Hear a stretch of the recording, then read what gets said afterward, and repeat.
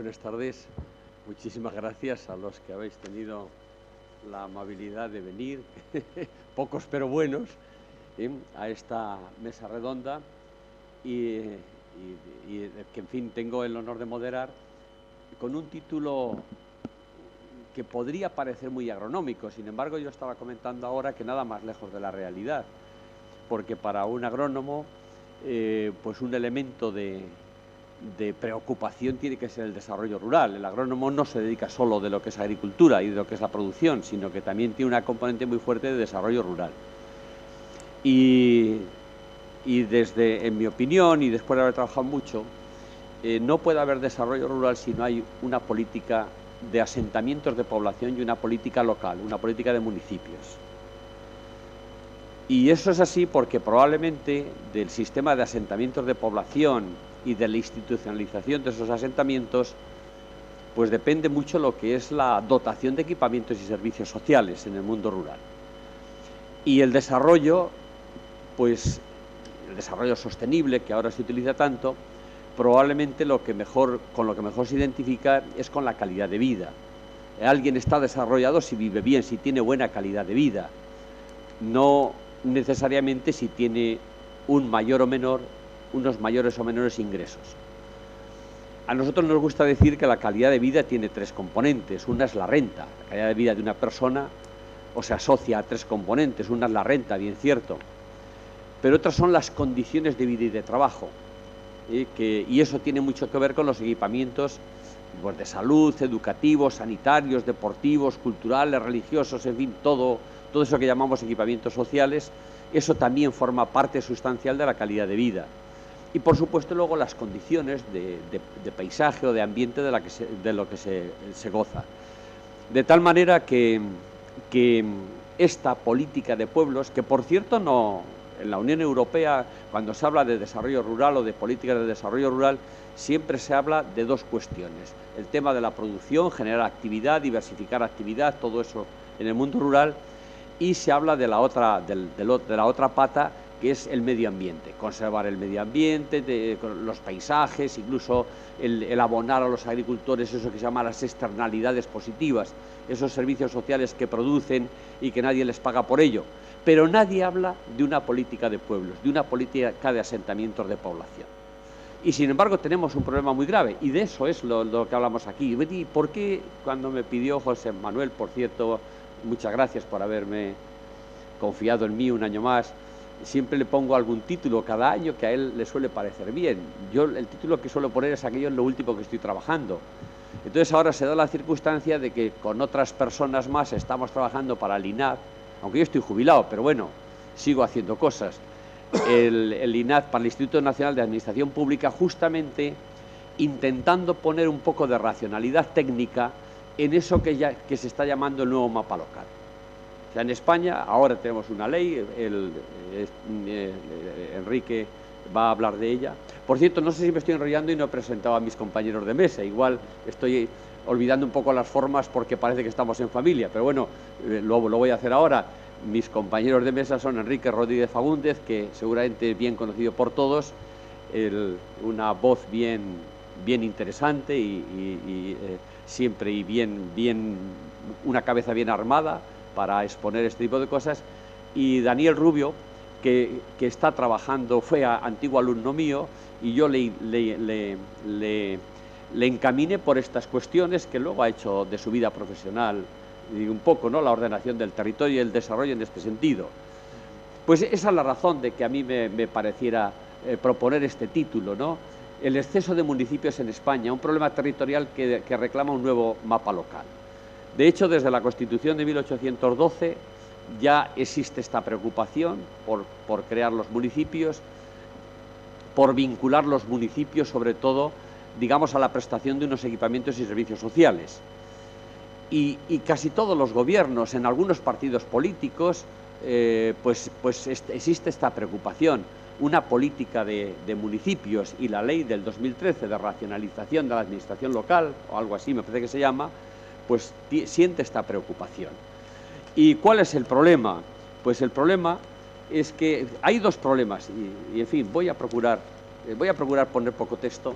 Hay dos problemas en este asunto. Tenemos en España 8.200 municipios, aproximadamente, no es la cifra exacta, pero aproximadamente 8.200. De esos 8.200, unos 6.000 tienen menos de 500 habitantes o incluso menos todavía. Y no sé cuántos mil, por ahí tengo la cifra, luego la veremos, pero no me importa las cifras exactas, me importa el asunto, ¿no? El concepto, que hay muchísimos términos municipales, muchísimos municipios. El municipio es la institución más la población más el territorio. La institución, la corporación local, ¿no? El ayuntamiento más las personas más el territorio. Muchísimos municipios que tienen una escasísima población. Incluso en la actualidad hay municipios que prácticamente no tienen nada de población, o por lo menos población de derecho, población estable, población que vive allí. Hay población de derecho, incluso hay trampas actualmente por la cual ciertas personas se empadronan en un municipio que no tiene población de derecho, se empadronan durante un cierto tiempo, pues para convocar unas elecciones, elegir un alcalde y que siga existiendo eso. Pero realmente son emigrados prácticamente todo. Este es un problema.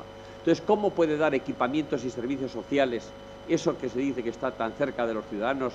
Pues empezando por la escuela, siguiendo por la salud, continuando por lo religioso, por lo deportivo, por lo cultural, en fin, todos esos equipamientos sociales, ¿cómo los puede dar un municipio de ese tipo? Pues los puede dar de una manera muy poco eficiente. Este es el problema del que estamos hablando. Los puede dar de una manera muy poco eficiente. Ocurre también que la dotación de equipamientos y servicios públicos en España no está mal. O sea, prácticamente todo español, viva donde viva, por suerte para nosotros, pues tiene el acceso a la escuela, a la salud, etcétera. No está abandonado. Hay una, digamos, en términos de eficacia, los equipamientos están razonablemente bien surtido el español, viva donde viva, el que vive en Madrid y el que vive en un pueblo del medio rural profundo. Pero, sin embargo, la eficiencia es muy escasa. Ahora yo también venía con unos amigos de hablar, que bueno, es que hay sitios donde apenas hay 2 o 3 niños. ¿Cuánto cuesta darles escolarizar a esos niños? Pues hay que hacerlo, porque hay que hacerlo, ¿no? Y todos seguramente estamos contentos de que se haga. Pero ¿cuánto cuesta? Eso es la eficiencia. La eficiencia es el coste que tiene la prestación de un servicio, en este caso. La eficiencia es bajísima. Este es el problema que tenemos. Y este problema de eficiencia muy baja en la prestación de equipamientos y servicios a la población local se da fundamentalmente en las zonas rurales. Esta transparencia que pongo ahí, pues es para indicar cómo el desarrollo se produce sobre todo en el centro, en Madrid, en el eje del Mediterráneo, o en el arco mediterráneo, si quieren ustedes, ese eje, en el eje del Ebro, en la cornisa o en el eje atlántico también de la zona gallega, y luego un poco asociados a ciertos ejes que van vinculados a lo que son el sistema radial de carreteras, sobre poco más o menos. Y entre esos grandes ejes de desarrollo, pues quedan unas inmensas zonas en España que serían, o podríamos llamar, zonas rurales más o menos profundas. No les voy a aburrir, aquí todo esto está muy estudiado. En España se clasifican los municipios rurales, según el INE, Instituto Nacional de Estadística, son los pueblos que tienen menos de 10.000 habitantes. Pero eso es muchísimo, ¿no? Porque la mayor parte tienen poquísimos. Para citarles un caso que conozco muy bien, por ejemplo, el Alto Tajo, con unos 4 o 5.000 habitantes, pues tiene 83 pueblos. Pero si consideramos que de esos 4, 5 o 6.000 habitantes, la cabecera comarcal, que es Molina de Aragón, digamos, tiene el 80%, pues resulta que quedan como 2.000 habitantes repartidos entre 80 pueblos. Y eso probablemente, pues también configurando pues 10 o 12 municipios. Entonces, esto es, pues está mal. Esas son las zonas rurales. Y de este tema es del que hablamos aquí. Como digo, el problema aquí también, en este plano que pongo, es el número de habitantes, digamos, el tamaño de los municipios por número de habitantes. Ya ven como todas esas zonas de color más claro, no voy a entrar en detalles, pues es las 2 Castillas, Castilla-La Mancha, Castilla-León, algunas zonas del sistema de las penibéticas, de las béticas, Extremadura, todo eso, pues ahí es donde nos encontramos ese problema de municipios con muy escasa población, por tanto muy pocos habitantes y también muy escasa superficie. Por ejemplo, este esquema pues muestra el rural profundo es lo que está en color verde, el mundo rural profundo. El rural intermedio es lo que está en color naranja, y luego el urbano en color morado, y el urbano focalizado con alguna ciudad más importante, pues lo que está en color rojo. Entonces, a toda esa zona de España es a lo que afecta este problema que tenemos. Es decir, muchos municipios de muy pequeño tamaño y, por tanto, muy ineficientes en la prestación de equipamientos y servicios públicos. Bueno, decía que este tema tiene dos vertientes. Una vertiente se refiere a lo que son los asentamientos humanos, a lo que en ordenación del territorio se llama el poblamiento, los geógrafos llaman el poblamiento, es decir, los asentamientos de población. Tengan en cuenta que cada municipio suele estar formado por un conjunto de asentamientos de población. Hay una cabecera municipal y luego hay unos cuantos más por allí. Bueno, el asentamiento en España pues es bastante paradigmático. En el norte es bastante disperso. Los pueblos están dispersos en el territorio. Esa zona de arriba es una zona de Asturias, arriba a la izquierda, donde el asentamiento es disperso. Ocurre también en Galicia, es decir, pues no diría que vivienda aislada, pero aldeas enormemente pequeñas y relativamente dispersas, poco densas, etcétera. Bueno, eso hay quizás una razón muy poderosa para que esto sea así. Se suele asociar al tema del agua. La situación de asentamientos dispersos solo es posible cuando el agua está dispersa, cuando hay agua en todos los sitios. Claro, en una zona árida no puede haber asentamiento disperso, se tienen que concentrar pues donde está el agua, en los puntos de agua o pegados a los ríos o todo eso. ¿Qué es lo que ocurre en esa otra transparencia que pongo, que es la zona de Tierra de Campos en Palencia? Donde los núcleos son un poco más grandes y muy concentrados y un poco más densos. Y luego en el sur de la península, esto arriba es en la zona de Gerona, que es una mezcla entre lo que hay en el centro y lo que hay en el norte, y abajo a la derecha, que es Ciudad Real, digamos del sistema central hacia abajo, del Tajo hacia abajo, los asentamientos también son concentrados, pero de mucho mayor tamaño. No les voy a contar ahora por no aburrirles y por no consumir demasiado tiempo, pero es bien interesante la razón. ¿Y por qué en la meseta norte los asentamientos son pequeños, concentrados, pero muy pequeños, y del Tajo hacia abajo, pues no es así? Parece ser que eso se debe a un tema, digamos, histórico de la conquista, de la Reconquista, de la famosa Reconquista, ¿no? Desde que los árabes en el 711 entran hasta que en el 1492 se conquista el Reino de Granada. Entonces, la parte norte de la península fue conquistada, digamos, por ejércitos, y las tierras se repartían entre los ejércitos, entre los soldados. Y luego ya del Tajo para abajo la cosa se organizó de otra manera, y quienes formaban los ejércitos eran nobles, gente pudiente, el cardenal Mendoza, el otro, y luego los repartos de tierras entonces eran entre menos gente. Esta es la razón que da para que luego ahí los municipios sean más grandes. Pero vamos, tenemos este sistema de poblamiento. En todo caso tenemos demasiados pueblos. Casi duele decirlo esto, como demasiados pueblos, y hay una política de conservar los pueblos. Bueno, pues eso con el corazón bien cierto es, y si lo podré yo decir con mucho sentimiento, que soy de un pueblo que casi ha desaparecido, ¿no? Entonces, pero técnicamente no tiene sentido. Estos pueblos pequeñitos, normalmente de origen medieval, algunos más remotos, pues se han ido conformando con un tamaño que está asociado, digamos, a una forma de producción basada en energía animal. Las labores de cultivo se hacen con mulos, con bueyes, con caballos, con lo que sea, y también los desplazamientos se hacen o a pie o con animales. Y entonces tiene una estructura, la disposición de estos pueblos en el espacio, tiene una estructura que está asociada a las distancias que se recorrían con un animal o a pie. Y el tamaño de esos pueblos tienen un tamaño que está asociado a la posibilidad que tiene la propia superficie de alimentar a una población. A veces incluso, esto puede parecer cruel, pero en ecología y normalmente, y muchas de las razones que explican muchísimas cosas, es por razones alimenticias. Cuando hay más alimento, hay más población, y cuando hay menos alimento hay menos población. Incluso, pues algunos hablan hasta de infanticidio por razones de que no hay alimento para todo. Vamos, infanticidio digo de matar a los niños o dejarles morir a los niños porque no puede soportar un territorio una cierta población. Bueno, este es esa es las razones históricas por qué esos pueblos están ahí y tienen esa población. Son pequeños, de poco tamaño, etcétera. Y tiene una lógica territorial cuando la energía de producción de alimentos y de lo demás y los desplazamientos eran con energía animal, con los brazos del hombre, de los mulos, etcétera. Pero claro, cuando se produce la mecanización, y sería bien bonito hablar de esto, y en España eso se produce de una forma modélica, entonces ya cuando se mecaniza el campo, se hace la concentración parcelaria, y los desplazamientos son ya en automóvil y en labores son en tractor, etcétera, esto no tiene sentido.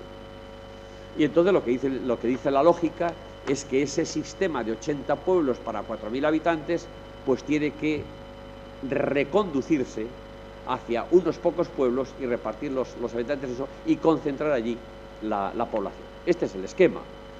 Entonces, ¿qué ocurre con este sistema de asentamientos tendencialmente? Bueno, pues se está un poco arreglando solo, porque nadie hace una política en este sentido. Se está arreglando solo. Poco a poco, todos esos pueblos de las dos Castillas pequeñitos, poco a poco la población se va concentrando en las cabeceras comarcales. Poco a poco. Los partidos judiciales, ¿no? Por citar un caso. Poco a poco se van ahí, y en algunos otros pueblos que tienen más viabilidad de futuro. Pero, y por otro lado, también desaparece la población sencillamente porque migran de esos pueblos. Pues hay un desplazamiento hacia la cabecera comarcal de la población y de la residencia, y otra gente que migra. Entonces nos encontramos con una pequeña paradoja. Se mantiene muy bien el caserío, los edificios, las casas, están en términos generales bastante bien conservados, pero no hay población. No hay población. Pues hacia esto evoluciona, ¿no? O sea que de alguna manera el problema se está resolviendo porque muchos de esos pueblos que decimos que sobran, ahí siguen, pero realmente son segundas residencias.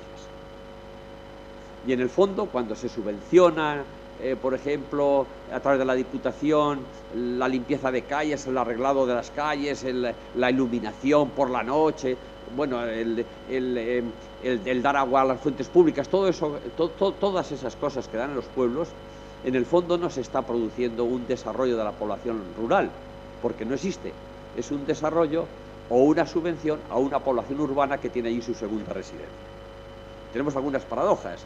Si tú tienes una casa pequeñita en una colonia de vacaciones en el Mediterráneo, pues te cuesta un dineral mantener los gastos de comunidad, ¿no? Pues 100 o 150 euros al mes, y en cambio tienes una casa enorme en el pueblo que prácticamente no te cuesta nada. Bueno, este es el tema. Así se está eso funcionando o evolucionando hacia el futuro. Se está arreglando de esta manera. En el fondo decimos, ¿y en el Alto Tajo hay 80 pueblos? Pues no hay 80 pueblos. Realmente hay 80 pueblos con el caserío, pero sin población. Esto es lo que tenemos. Pero los municipios no. El tema institucional, los municipios ahí siguen. Y ese tema de los municipios es que tiene unas raíces pues un poco más, digamos, de intereses personales. Tiene una dimensión territorial, ese tema de los municipios, que ya hemos más o menos dicho, muy heterogéneo el tema de unos sitios a otros, pero luego tiene una dimensión social. Aunque la gente se haya marchado, haya emigrado, la gente siente su terruño, siente su municipio, y por nada del mundo quiere que desaparezca su municipio, aunque en la práctica no tenga funcionalidad apenas y haya transferido las funciones a la Diputación. Por ejemplo, en una cosa que hemos hecho en este tema, nosotros, una pequeña investigación en La Rioja, en la zona, La Rioja tiene dos zonas, ¿no? La parte del Ebro y la parte de la Sierra de Cameros, fundamentalmente, donde se da esta situación de pueblos muy pequeñitos. Y entonces dice, bueno, ¿por qué no se fusionan estos municipios? La respuesta es que nadie quiere. Ni la gente de los pueblos quiere, ni los agentes socioeconómicos quieren, ni la comunidad autónoma se anima, ni el mundo de la política quiere, porque entre otras cosas hay un montón de cargos y carguitos que están por ahí, ¿no? Y que alimentan a los partidos. Es decir, que nadie quiere que se fusionen esos municipios. Bueno, pues esta es la cuestión que tenemos. Entonces, para atacar este problema, y voy a ir un poco más rápido, esta es una estadística del tamaño de los municipios. Por ejemplo, en España hay 8.109, dice aquí, y entonces hay 988 municipios que tienen menos de 101 habitantes. Y 2.842 que tienen entre 101 habitantes y 500. Bueno, no voy a entrar en detalles, además creo que me estoy pasando un poco de tiempo. Bueno, la heterogeneidad de unas zonas a otras. El tema que estamos nosotros enfocando, y quería yo transmitirles a ustedes si les interesa, es que este tema, la forma de resolverlo, porque ya se ha intentado la propia ley, ahora nos dirá Enrique algo de eso, pues casi siempre se ha vinculado el tamaño de los municipios con una cantidad de población. Pero, sin embargo, eso es una cosa demasiado reduccionista y simplista. El planteamiento que hacemos nosotros es que hay que hacer una propuesta técnica que se base en una medida de la eficiencia de los municipios. Y entonces a cada municipio darle una solución de acuerdo con sus propias circunstancias. Es decir, una especie de método de trabajo que dé unos resultados a la medida, que resuelva ese problema a la medida. Y luego, sobre esa propuesta técnica de reorganización, digamos, municipal o del mapa local, habría que enfocar una discusión política o social, que tú no querías que pusiera la palabra política, pero sí, es un problema político de la reducción de municipios. Casi todo el mundo piensa, oye, tenemos 8.000, pues tendría que haber 400 o 500. Es lo que han hecho en otros países europeos, reducirla a ese nivel. Bueno, pero ¿cómo se hace si nadie quiere? Entonces puedes imponer una ley que se fusionen los municipios que tengan menos de tantos habitantes. Eso es muy complicado. Como decía antes, nadie quiere. Entonces, normalmente podría haber una solución técnica, y sobre esa solución técnica, esa racionalidad técnica, pues que luego hubiera una discusión política o social, o como se quiera llamar, para llegar a un acuerdo. Bueno, esto es lo que nosotros estamos haciendo, trabajando ahora, y para eso, o sea, es un enfoque no rupturista, un traje a la medida para cada sitio, una mejora progresiva poco a poco, y para eso nosotros pues hemos diseñado un modelo que yo les voy a definir las grandes líneas de este modelo. Ahora ya lo presentamos a fin de año, y probablemente haremos luego pues una divulgación en universidades, en conferencias, todo esto. Intentaremos también que algunas de las comunidades autónomas pues lo puedan aplicar. Bueno, tradicionalmente en toda Europa, este problema no es un problema español, es un problema de toda Europa, o ha sido. Y algunos países pues lo han ido resolviendo mejor y otros peor, pero vamos, Inglaterra, Francia, Italia, los países nórdicos, Alemania, todos. Y entonces hay tres grandes enfoques para resolver este problema del mini municipalismo, ¿no? Y esta falta de eficiencia. Hay tres enfoques, tres formas de resolver el problema. Una es la fusión. Sencillamente los municipios se fusionan. Claro, a uno lo primero que se le ocurre aquí en España, ¿por qué no se fusionan los municipios de los antiguos partidos judiciales? Supongo que me entiende todo el mundo lo que digo, ¿no? Si quieren, utilizamos la palabra comarca, pero como comarcalizaciones hay tantas, en cambio partidos judiciales había unos. Entonces, eso podría ser una cosa lógica, que los municipios pequeñitos se fusionaran en un municipio que fuera la capital comarcal, por citar el caso de mi tierra, ¿no? Dice, pues en Molina de Aragón, en vez de haber 30 o 40 municipios, pues hay uno que se llama Molina de Aragón, ¿no? Bueno, en Galicia lo tienen así, resueltos, y podría ser algo así. Pero esto nadie lo quiere. Esta es una fórmula, la fusión. Como la legislación no quiere obligar a que se fusionen, pues porque todo eso, ya digo que hay unos temas identitarios. El tema identitario no está solo en algunas comunidades que tenemos en la mente todos, está en todo el pueblo español, y el tío de su pueblo que cree que el chorizo de su pueblo es el mejor del mundo, ¿no? Frecuentemente. Entonces, no gusta eso, porque hay una pérdida, no voy a entrar en detalles, pero hay una pérdida, o se percibe eso como una pérdida de identidad. Si mi municipio desaparece y se va a la cabecera comarcal, desaparecen muchas cosas con eso, y a la gente no le gusta.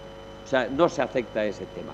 Bueno, esa es una solución que podría ocurrir, en algunos casos puede ser conveniente, la fusión, y ya está. La segunda forma de enfocar las cosas es, digamos, transferir funciones de dotación de equipamientos y servicios a las diputaciones, a entidades superiores, normalmente las diputaciones. Están muy cuestionadas actualmente las diputaciones porque su único cometido es dar los equipamientos y servicios que no dan los municipios que deberían darlos y que no los dan porque son demasiado pequeños. Pero claro, eso lo podría hacer la propia comunidad autónoma. Bueno, pues también aquí hay un tema de discusión entre los distintos partidos políticos. Algunos defienden que desaparezcan las diputaciones. Uno famoso pues es UPyD, por ejemplo, pero otros no. El PP no es partidario. Bueno, pues ahí hay muchas cuestiones políticas y de mucha naturaleza. Pero esto así se está haciendo en muchos municipios en España, pero se considera que sigue siendo bastante ineficiente. Y la tercera opción, o sea, primera opción, la fusión; segunda opción, pues que me lo haga esto una entidad de más alto nivel, las diputaciones; y tercera opción es que los municipios se agrupen en mancomunidades o en consorcios, para unas cosas sí y para otras cosas no. Bueno, entonces la metodología técnica que nosotros planteamos no es ni una, ni otra, sino que depende. En unos sitios probablemente lo que es recomendable técnicamente es la fusión, en otros sitios lo que es recomendable es transferir competencias en la prestación de servicios a las diputaciones o a una entidad superior, y en otros sitios pues hay que ir a ese tipo de asociaciones para ciertos servicios. La mancomunidad es una asociación de municipios, pero por ejemplo para el agua, o para los residuos sólidos, o para lo que sea. El consorcio es parecido a lo que es la mancomunidad, pero con intervención de algún organismo. O sea, la mancomunidad es solo de ayuntamientos y el consorcio es ayuntamientos más alguna entidad superior, diputaciones o alguna otra cuestión que interviene. Entonces, en la metodología que nosotros estamos proponiendo y que expondremos ahora es digamos, un traje a la medida. En unos sitios será la fusión, lo que técnicamente se recomienda. En otros sitios será transferir a una entidad superior, que además no tendría por qué ser la Diputación, podría ser un organismo nuevo que se creara.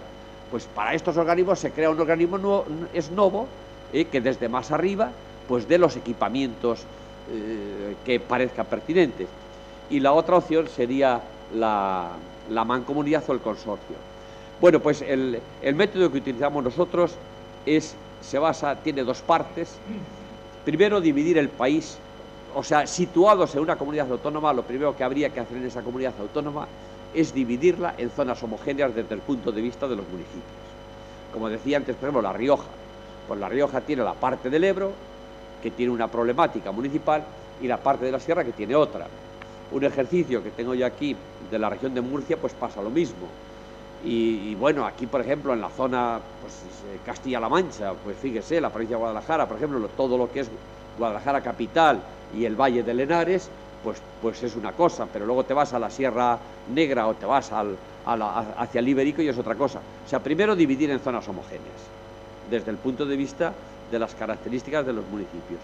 Y luego, con un método que llamamos DEA, es medir la eficiencia con la que cada municipio presta los servicios. Es decir, eficiencia quiere decir la cantidad de recursos que dedican los municipios para prestar un servicio. Por ejemplo, para dar el servicio de agua, o de salud, o de educación, o lo que sea, o de alumbrado público, de todo esto, pues cuánto cuesta el producto que da, cuánto le cuesta darlo, ¿no? Y entonces esa medida de la eficiencia se basa, bueno, pues con este método en una contabilidad de lo que cuestan los servicios en cada uno de los municipios. Y entonces se obtiene un umbral de eficiencia. Hay un umbral a partir del cual se consideran municipios que son eficientes y otros que no son eficientes. Y luego, por regresión, se buscan las causas por las que algunos municipios son eficientes y otros no son eficientes. Y a partir de la identificación de esas causas, se hace una propuesta técnica sobre los municipios que deberían agruparse los municipios que podrían consorciarse para algunos servicios y los municipios que deberían transferir las cuestiones hacia arriba. Y ya tienes un nuevo mapa técnico, que luego necesariamente pues hay que pasarlo por el filtro social para que sea aceptado y por el filtro político para que sea propuesto.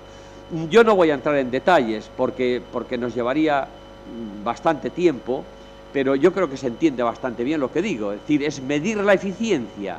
Es el benchmarking que llaman también los americanos, ¿no? Medir la eficiencia para ver qué municipio es más eficiente y qué podría hacer otro municipio que no es tan eficiente para ser tan eficiente como aquel.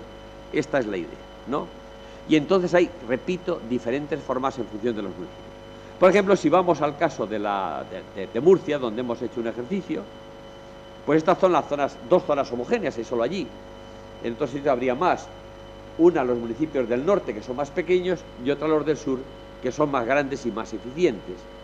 Entonces, planteamos una cuestión como esta. Se mide la eficiencia y se determina, por ejemplo, se determina una frontera de eficiencia. Una frontera de eficiencia quiere decir la línea que une a los municipios que son más eficientes. En este gráfico, los municipios que están más alejados de esa línea gruesa de eficiencia son los menos eficientes. Y hay que proponer alguna medida para que se aproximen a la línea de eficiencia.